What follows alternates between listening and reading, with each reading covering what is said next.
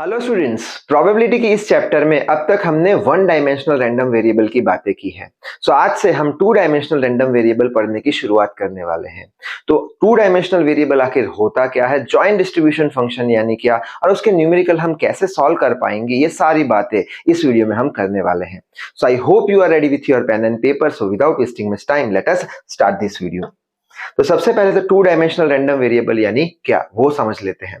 तो two dimensional random variable यानी कि जब हम एक ही समय पर दो अलग अलग वेरिएबल्स जैसे कि हो गए x और y, उनका जब स्टडी करते हैं तो उसे हम बोल देंगे टू डायमेंशनल रैंडम वेरिएबल्स।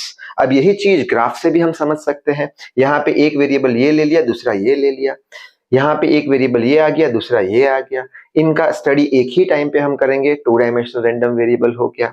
अगर हम इसके कोऑर्डिनेट्स प्लॉट करें तो यहाँ पे x1 y1 हो जाएगा, यहाँ पे x1 y2 हो जाएगा, यहाँ पे x2 y1 और यहाँ पे x2 y2 हो जाएगा। अब ये जो ग्राफ है ये कितना एरिया कवर कर रहा है वो हमें ढूंढना है। अगर तो उसके लिए हम ये इक्वेशन का यूज कर लेंगे।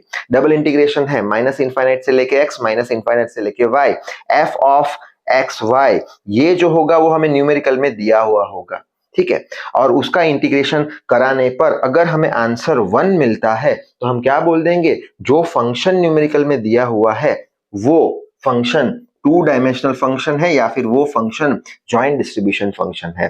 बस इतनी ही बात याद रखनी है। ये जो डिस्ट्रीब्यूशन फंक्शन है टू डायमेंशनल वेरिएबल का, ये ऑलरेडी हम क्यूमुलेटिव डेंसिटी फंक्शन में पढ़ चुके हैं, तो इसे कुछ खास याद रखने की जरूरत नहीं है न्यूमेरिक सॉल्व करने के लिए। तो क्या याद रखना है हमें, बस ये वाला इक्वेशन याद रखना है, जो भी न्यूमेरिकल में हमें फंक्शन दिया है यहाँ पे रखना है, ठीक है। और उसका आंसर अगर 1 आता है, इंटीग्रेशन कराने पर आंसर 1 आता है तो बोल देंगे कि दिया गया फंक्शन क्या है, दिया गया फंक्शन जॉइंट डिस्ट्रीब्यूशन फंक्शन है। अब न्यूमेरिकल देखेंगे तो और अच्छे से पिक्चर क्लियर होगा। न्यूमेरिकल लिखा है prove that given function is joint distribution function. कौन सा गिवन फंक्शन है, ये हमारा फंक्शन, ये गिवन फंक्शन है 1/8 6 माइनस एक्स माइनस वाई, और यहाँ पे लिमिट्स दे के रखी है, x की लिमिट 0 से लेके 2 है और y की लिमिट है 2 से लेके 4। और ये फंक्शन को हमें क्या प्रूव करना है कि ये जॉइंट डिस्ट्रीब्यूशन फंक्शन है।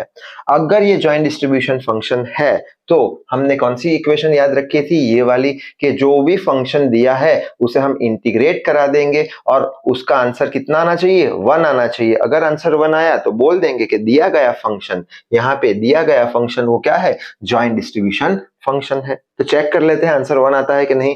बस तो सेम टू सेम इक्वेशन यहाँ पे हमने रख दिया, माइनस इनफाइनाइट से लेके x माइनस इनफाइनाइट से लेके y, यहाँ पे हम दिया गया फंक्शन रख देंगे और चेक करेंगे कि 1 आता है कि नहीं आ रहा, ठीक है।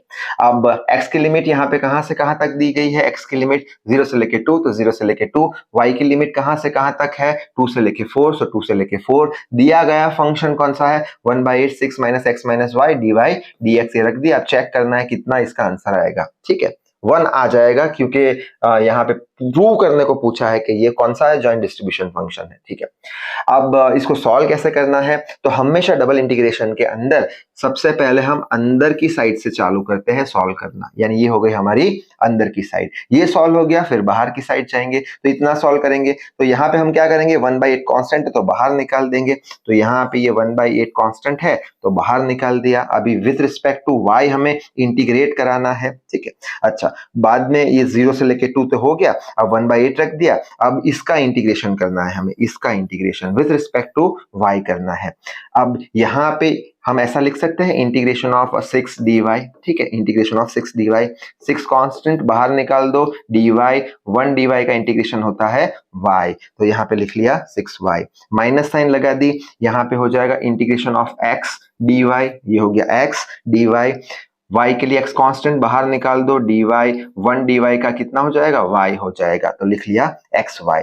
उसी तरीके से माइनस साइन लगा दी यहाँ पे, इंटीग्रेशन ऑफ y dy कितना होगा, तो हमने पढ़ा था कितना होता था, integration of x to n dx is equals to x to n plus 1 divided by n plus 1। तो यहाँ पे क्या हो जाएगा, y raise to 1 plus 1 divide by 1 plus 1, so y square by 2 हो जाएगा। लिमिट्स रख देंगे 2 से लेके 4 और साथ में लगा देंगे dx। आगे बढ़ते हैं 1/8। अब क्या करेंगे, upper limit minus lower limit करेंगे, जहां जहां हमें y दिख रहा है वहां पे पहले 4 रख देंगे, माइनस करेंगे, और जहां जहां y दिख रहा है वहां पे 2 कर देंगे। तो यहाँ पे वही किया है 1/8, y की जगह 4 रखा, y की जगह 4 रखा, y की जगह 4 का स्क्वायर, ठीक है 2 माइनस लोअर लिमिट। अब y की जगह 2 रखेंगे तो y की जगह 2 रख दिया, y की जगह 2 रख दिया, y की जगह 2 रख दिया और साथ में लगा देंगे dx। तो यहां तक तो बात हमें समझ में आ गई। आगे बढ़ लेते हैं। आगे में हम इसको सॉल्व करेंगे। कैसे सॉल्व करेंगे इसको? तो यहाँ पे हो जाए 1/8 एज इट इज लिख लिया, 24 आ जाएगा 4x और ये 16 तो 8 आ जाएगा। फिर यहाँ पे माइनस साइन लगा दिए 12 माइनस 2x, ये 2 इससे 2 कैंसिल, एक हो जाएगा बचेगा 2, साथ में लगा दिया dx। 1/8 ये हो जाएगा 24 माइनस 8 कितना हो जाएगा 16 हो जाएगा, ठीक है तो 16 लिख लिया। बाद में ये 4x एज इट इज लिख लिया, माइनस साइन 12 माइनस 2 10 आ गया, माइनस 2x लिख लिया। बाद में ये 16 माइनस 10 कितना हो जाएगा 6 हो जाएगा, minus 4x minus minus plus 2x यानी माइनस 2x आ जाएगा, साथ में लगा दिया dx।